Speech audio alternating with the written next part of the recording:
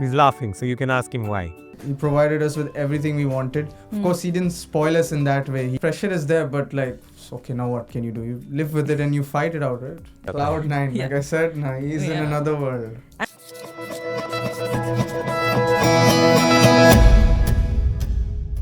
Alright, so first of all, Sahil, welcome to the show. Welcome to Sajan and Sons episode 2. The first one we did was actually a surprise for Sir during his birthday, and I'm so happy to have you here today. And since we have your son here, Sir, we are going to start off by talking about parenting as a businessman. So, when you moved to Dubai, when the kids were born, as you were expanding your empire, what was the biggest challenge for you as a father? Well, honestly, when you're expanding a business, you cannot give as much time as you would love to give. But I dare say, for me, my priorities were always my sons. So if I had to leave my work or something important at to business, I should leave that and come, unless it was an exception. And I was happy doing it because it gave me more satisfaction. Like I mentioned, for me, my boys mean the world to me. I know, because I think everyone knows you're a family man. So there must have been some instances where maybe you had to pick work over, attending a school function or something like that. Has that ever happened?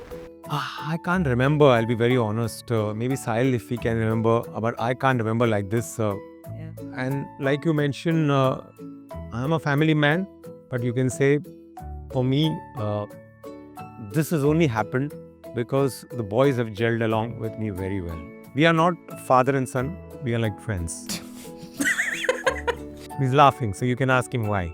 Okay, Sahil, I'd love to hear your perspective on this. No, he was there for everything. He was a father who fulfilled his role as a father. Like he was, I think, like I can never have any complaints about how good of a dad he is. Yeah. He's strict, of course, and he's very protective. Like I've said this everywhere now. He's a very protective guy. So he's done his job as a father. He was there everywhere. He's come for the parent-teacher meetings. He never missed anything. If I asked him to be there, he'd personally come. And in fact, he'd feel happy if I asked him. That's a big deal, right? Because being present in your son's life is a huge deal. And Maybe he made time always. Yeah. And I think that's sending out a message to anyone who's in business ki you've got to make time for your family. Well, it comes with love from both sides. Okay, when they're growing up, they're too small. But when you get that fatherhood tag or the dad's tag, automatically it comes out of you as long as you are, like you mentioned, about caring about your family. Yeah. So Sahil, growing up, did you ever feel like, okay, dad's a businessman who's like growing his empire? Did you feel the side effects of a booming business? Because that's never easy. Well, I knew we were well off. Well, like growing up, I knew we were well off. Because he took good care of us. He provided us with everything we wanted. Of course, he didn't spoil us in that way. He knew where his limits are, both mom and him. But like you could see, he was working very, very hard for the family. We were living in I was born in a villa. Like a villa, like at that time was a big deal. That to the Dubai Marina. So he provided everything for his family, for his wife, for his kids. Yeah. The man was working very hard. You made a very interesting point about being born in a villa. And I want to direct this question to Sir. When you are, when your business starts growing and you're doing better, you want to give your family the best lifestyle, right? How did you draw that line, like Sahil is saying, between giving them everything they want and not spoiling them? Oh, yes, I was very particular about them because I've seen a lot of kids in rich families losing track. So it was very important that they be grounded. So that experience of watching other families where the kids not respecting the parent or the parent not having a good relation with the child helped me guide and groom my boys. And I don't want to take all the credit. My wife was equally responsible. But the credit I will give to the boys. They knew that they are born in the Sajan family in the Danube Empire. They never let their foot off the hook. They were always grounded until today. Mashallah, he's 24 and Azhar is 27. And I'm proud to say the two things what I can say about my boys. One is the unity between both the boys. Yeah. And second, how grounded and how appreciative and respectful they are for their parents. For them, their parents mean the world, like for us, the kids mean the world. Yeah, lovely. Actually, that is a very interesting point. I want to ask Sahil something. So one end of it is, of course, people look at it as, okay, you were born with a silver spoon and you could be spoiled and things like that. At the same time, like Sir said, you're born into the Sajan family. It's a legacy. Have you ever felt the pressure of it? Yeah, of course. Like I say, I'm human. Like, there's that mindset that, what if you don't live up to the name like your dad created? Because he's worked very, very hard. Yeah. This name Milano, Danube didn't come overnight. He worked. Yeah. He's got people under him since 20 years to maintain those people. Yeah. It's a task. Hmm. So yeah, that pressure is there, but okay, now what can you do? You live with it and you fight it out, right? Yeah. So sir, you mentioned that the boys are united, right? Do you have any examples, that you'd like to highlight about where you can see this unity between? Many a times when the elder one wants to go out, the younger one will defend and say, Dad, let them go out with his friends. I'm there with you. Similarly, when he wants to go out, the elder one protects the younger one. And they will fight for each other. When I say they will fight for each other, I have never seen them quarreling. Touch wood, right now, as I said, 27 and 24. मैंने उन लोगों को तू में करते हुए कभी नहीं देखा है. So if that's the biggest gift as parents we have given to our children. But I want to add one very important line. Unity for them is right now there. I want to see after their marriage and when they have their kids and when their kids get into business, whether that unity will be there. But sir, do you feel, I'm just curious to understand, do you feel like it is natural for people to grow apart also when they have their own families, or do you come from a different school of thought? No, it's quite natural because you see, when you have your own children, your attention moves towards your own children, your own wife. So it's quite natural. But if the men in the family keep their businesses apart, and with due respect to the ladies in the family, make sure that their involvement in the work is not affecting the relationship with the brothers, things will fall in place. Would you say this is a challenge of any family-owned business wherein sometimes the personal and professional lines can get blurry? And in that case, how have you managed it for the last 30 years? Huge challenge. I tell you, huge challenge. And I'm saying this with experience. We and Rizwan are very close. And we are still close. But with time, the challenges have come where he had to give time to his work, he had to give time to his son, he had to give time to his wife and his family. So the distances are there, but we have, touch wood, so far managed to maintain it. Now I want to see whether these two boys and Adil can take it forward. So that's what I mentioned. Adil is still his first cousin. But when you're talking about, like I mentioned about Rizwan and Anis, can Azhar and Sahil maintain that legacy of bonding when they get married and when they have their kids and when their wives come in? Yeah, nice. Sahil, do you have any thoughts on this?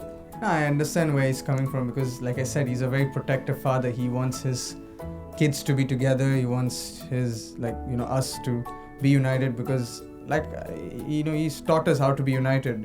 He's very particular about that because he's fulfilling his role as a father. Yeah. And I can say with conviction that he doesn't have to worry about much because the person I look up to is my brother only. Yeah. Yes, mom and dad are there, but the person who's like a person I look up to is my brother. So there's nothing much to stress on. We know, me and my brother know where our relation is and we're great. Amazing. So even though y'all are siblings, I'm sure y'all share similarities. But a lot. But I'd like to talk about the differences. Differences, he keeps saying that he's a very calm guy, I'm strict, which is rubbish in my opinion because he's the one who's more strict and I'm more chill. He's not here to defend himself. There's differences not much, maybe in work, maybe barely any differences, but in the end I really take his opinion, not because he's just an elder brother, because he's my, I like what he speaks and normally I listen to him most of the time. That trust is there. Yeah, that trust is there, mostly related to work or in life. If I have an issue, I go to him. Okay. So that bonding is there, he fulfills his role as an elder brother. Mm-hmm. And I have no hesitation in listening to him. There's no ego, I will listen to him. Correct. I just want to add, he mentioned there's no ego. That is what I love about this brotherhood. For them, the parents are important. But when it's a choice between parents and brothers, they will stick to each other. And that is what makes me feel happy that tomorrow if we are not there in their lives, they will be together. and I feel happy about it. Right. For example, like you just mentioned this points, like he's like a second father. He's a man, right? So he's like a second father. He treats me also like I'm his son and all. It's just there must be only a 3-year difference. But for example, yesterday I went after some event, like there was some mom and dad event. So I left for have some pizza with him. Like we went alone. He was taking care of me, like like a father only. Right. So sir, when I ask you to zoom out, you can see the differences between the kids more clearly, I guess. So if you were to highlight the key differences, especially at work, in their leadership styles, what would that be? Both are different. You know what? Azhar is more of a people's person. Having said that, I don't say that Sahil is not a people's person. But Sahil is probably a little more strict when it comes to handling people around him. Whereas Azhar is a little more flexible, and sometimes because of his flexibility, he's been taken for granted. Where in the case of Sahil, people know that they can make mistakes and get away with it. Yes, we all make mistakes, but he can't be taken for granted. Okay. So, just completely off topic, but I've heard a lot of times people say that you look like their brother and not like their dad. What does that make you feel? Feel very happy, feel very proud. But that's the fact that, we might be father and sons, but when we walk together, 3 of us, they say there are 3 friends walking together, and it makes me so much happy. And mera ye jo सीना है ना चौड़ा हो जाता है. Cloud 9, like I said, he's in another world. And would you say that your relationship is actually like that of brothers? No. You know why they say this? Because of a little bit of strict nature when they go out late in the night. He's a proper father. There's no friendship. He's a proper dad. You see, there are 2 sides of the coin. I lost my dad when I was just 8 years old. And I lost him because of an accident. So that fear or anxiety is always there. So when the boys go out in the night, that anxiousness is there when the boys will return. So my calls does go to them. What time are they returning back? I ensure that there's a driver around with them.